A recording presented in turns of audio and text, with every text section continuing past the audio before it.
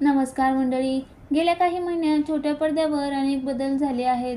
काही मालिकांनी प्रेक्षकांचा निरोप घेतलाय तर काही मालिका निरोप घेण्याच्या मार्गावर आहेत.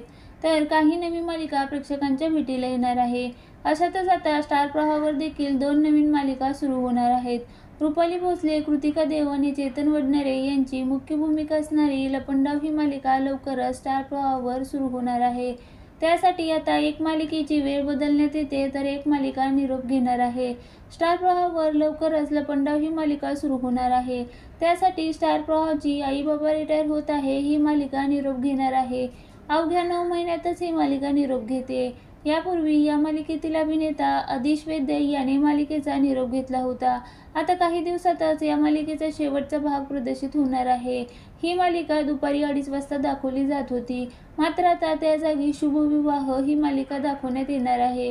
शुभविवाह ही मालिका आधी 2 वाजता प्रक्षेपित केली जात होती. आता ती 2:30 वाजता दाखवण्यात येणार आहे. या मालिकेची वेळ बदलल्याचा एक प्रोमो स्टार प्रवाहाने शेअर केला. यात आकाश आणि भूमी मालिकेच्या बदललेल्या वेळेबद्दल सांगत आहे. मात्र यावर नेटकऱ्यांनी ही मालिका बंदच करा असं म्हटलं आहे.